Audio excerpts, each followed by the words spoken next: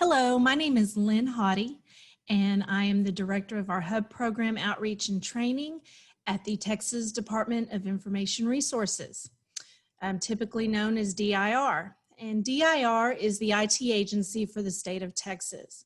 We implement and manage all IT-related contracts for our customers to utilize throughout the state of Texas and throughout the United States. So if you're an IT vendor, if you sell IT hardware, software, services, probably you'll want to learn and understand our contracting process, how we release or let out RFOs, and how we competitively bid out those contracts, award those contracts, so you can be a part of that process and sell your products or services to any of our eligible customers. So all of our information is posted to our website, which is dir.texas.gov. And if you are selling IT-related contracts or products or services, on the top here, you can see the All Contracts and Services tab. If you click onto that, it will take you to the next page, and you will see down here current contracting initiatives. That is a page that you will want to bookmark.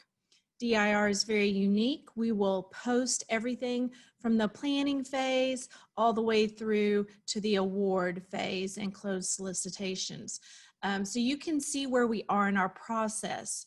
Now, at the beginning of every fiscal year, September 1 of every fiscal year, DIR will post in the planning phase those RFOs, those opportunities we intend to let out for the fiscal year. So these will be bid out throughout FY 2021. You can see we have numerous postings here. So you can flow through those to check out when those will be bid out, but we will have the type of service or product that we're going to competitively bid out. We will have a description of that opportunity, and we will show a start date and a solicitation release date. Now, the start date is the day in which we start putting together the procurement. So we start working on this, we start collecting documents, historical records, we start formulating the language within the RFO. We're building on that. So hopefully we can hit our target date of January 2021 to release that solicitation. And sometimes when we get a little closer to those being let out, we will identify a contact person. During this planning phase, you can reach out at any time and contact anyone at DIR and ask questions. If we can answer those, we will. Let's say this start date was actually December 2020. We've not yet started working on that procurement. So you can call or email and ask any questions you may have in mind, and we will assist you to the best of our ability so you understand that procurement process. But read through here, cabling services and related products. I know we've had several vendors that have been interested in that and have been asking when that's going to be going out for rebid. So our target solicitation date is January 2021. So if you scroll through these remaining items that are listed, another big one, deliverable-based IT services contracts, also known as DBITS contracts. We're going to start working on those November 2020, and our potential or targeted release date for that RFO is April 2021. So you'll want to browse through here and understand when we're going to be potentially releasing those opportunities for bids. If any of these are related to the services and products that you provide, you'll want to prepare yourself for those bidding opportunities. So you can see we have numerous RFOs planned for this fiscal year. Then at times we will post information or have pre-solicitation activities. We'll post pre-solicitation notices, requests for information, or requests for comment. This is a time in which you can interact with our agency. If we have a request for information or request for comments, you can actually give your feedback related to these procurements. We typically will do market engagement for some of these larger procurements. So you'll want to find that information here, and we will post that. It will be posted on the ESBD, which is the Electronic State Business Daily. So you can find all the information relative to those procurements that we are having activity in the pre-solicitation phase. Once we actually post those opportunities, you will see them here in the posting phase. They will have that same title that they had above in the planning phase.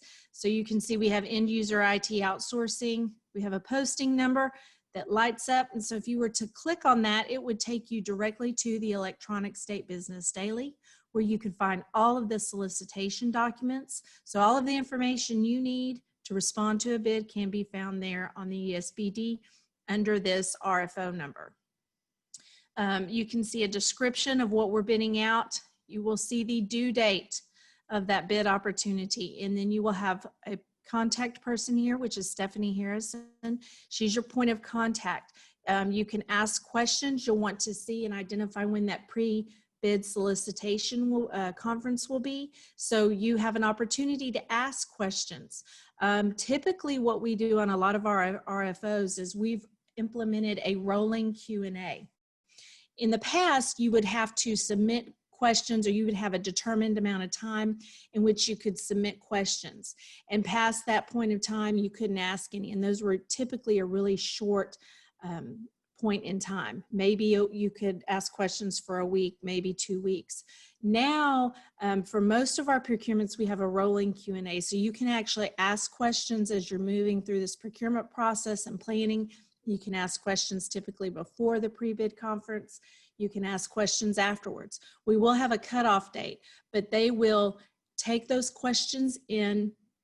They will get answers to those questions, and they will post those as addendums to that solicitation number on the ESBD. So that's something very unique. If you have questions, ask them. If we can answer those, we will. If it's something that we can't disclose, we'll let you know, and we won't be able to ask those or answer those for you, but you certainly can ask questions. But all of the information you need regarding currently posted opportunities are here under the posting phase. Once those close, once we have that due date, we move into the evaluation phase. And you can see currently we're not evaluating any RFOs. We were bidding out the IT staff augmentation contracts when they were in evaluation phase. You could see that here. It'll give you the solicitation title again, number, and the due date and who the point of contact is. Then once we get through or wrap up the evaluation phase, we move forward to the negotiation phase. And you can see that we have numerous procurements here that we are currently in the negotiation phase for. And what that means is we're working with potential awardees to get through that final phase of the solicitation package so that we can award some of these contracts. So again, you can see we have education, IT products and services, managed print services, copiers, printers, 3D scanning equipment and related services. So we have numerous RFOs here that we are currently negotiating with vendors on to award contracts. So if you see anything in the posting phase, the evaluation phase, the negotiation phase, and you've missed a deadline, so you've missed an opportunity to respond to those, don't fret, because you still have an opportunity to potentially partner with some of those awarded vendors. And you can see here, as we award contracts, those vendors who have received contracts are awarded contract numbers, and we populate those here to our recently awarded section. So you can click into any of these and it will take you through to their contract page. And then any closed solicitations, you can see here what we've already awarded, what we've closed. Why is this important? Because this gives you an idea. Typically, most of our contracts are awarded for 4 years. And so you get an idea of when those closed out and when 4 years from then, when are we going to be moving forward and probably rebidding those opportunities. And this is to help you plan. So you can see numerous procurements that we have here that have been closed out. Now, if you identified either a procurement, let's say an ITSAC procurement where we are already awarding contracts, or you see a DBITS opportunity where we're coming out for solicitation for that, you can search DI here at the top, DIR here in our box, and you can search by using a keyword, by using a company name, by using maybe a product or service description. You can do any type of search you would like. I'm going to search DBITS because that is an RFO that will be coming out.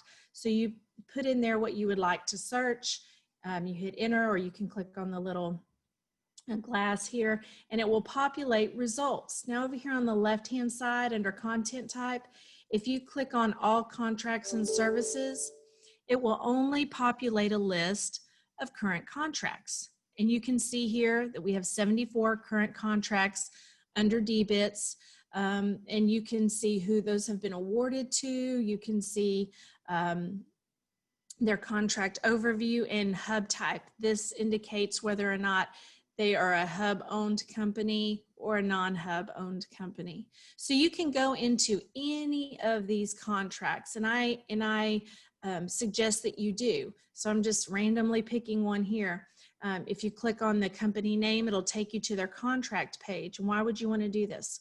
Because all of their contract documents are here.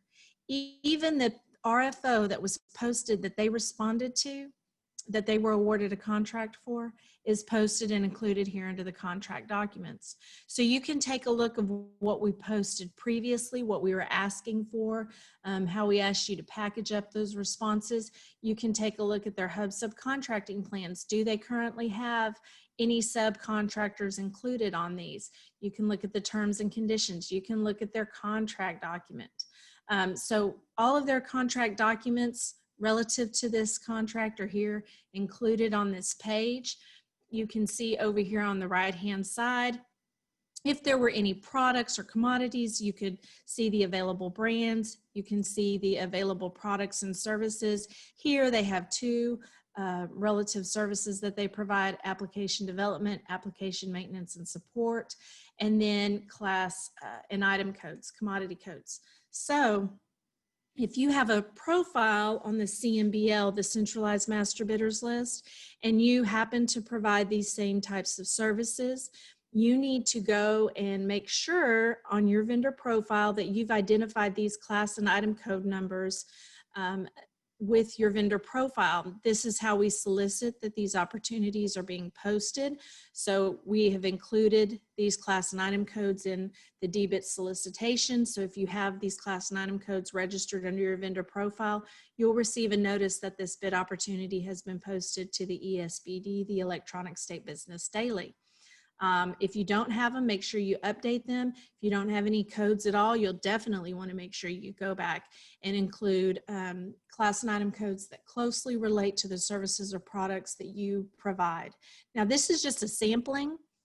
So if you were to go back and take a look at some of the other awarded contracts and their pages, you may find some additional class and item codes, but you can see there are numerous listings. Like I said, there are 74 contracts. You can export the results into an Excel spreadsheet, and what this will do is provide the information here, but in an Excel format, and you can comb through there. You can potentially see if there are any vendors that you can maybe partner with. You can see if you've missed a procurement, let's say like the ITSAC procurement, we just awarded all of those contracts. So you can go into ITSAC related contracts. You can pull those contract documents again. You can look at their hub subcontracting plan, and you can call those vendors and talk to them about possibly partnering with them under their hub subcontracting plan for these contracts. So all of the vendors' contact information will be here. So you see the vendor name, you see their point of contact, phone numbers, fax numbers. If you click on their name, it will generate an email for those individuals, and you can reach out and start having those conversations with those vendors, talking to them about potentially partnering with them. Now, I do know a lot of our service providers will have are more open to partnering with vendors. But let's say you are a reseller for Lenovo related products. you're already an authorized reseller for those, for that company, and you want to be included on their DIR contract. Well, you can go through here and search for Lenovo, and you can find their pertinent contracts. You see that they have 2 under Lenovo. You can go into any of those contract pages. Again, you can see the brands. You can see products and services. Again, you can see the commodity class and item code numbers that are listed here. Their contract documents are included on their contract page. And then if you scroll down, you can actually see their authorized resellers that they've authorized specifically for this contract listed here on their contract page. So you may already be an authorized reseller, just not under this contract.